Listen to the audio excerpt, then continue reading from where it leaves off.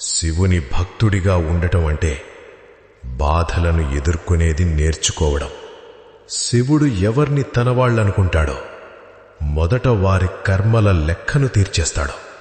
ఆ లెక్క కన్నీళ్లు, ఓటమి, ఒంటరితనంతో నిండిపోయుంటుంది. నువ్వు కుంగిపోయింది నువ్వు చెడ్డవాడివి కాబట్టి కాదు, నువ్వు మంచివాడివి కాబట్టి. శుద్ధమైనది మాత్రమే కరిగించబడుతుంది. పాపం చేసిన వాళ్ల సమయం కూడా వస్తుంది.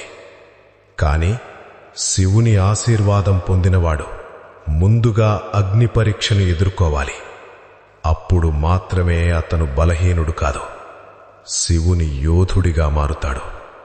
కాబట్టి భయపడకు, నీ కన్నీళ్లు వృధా కాలేదు.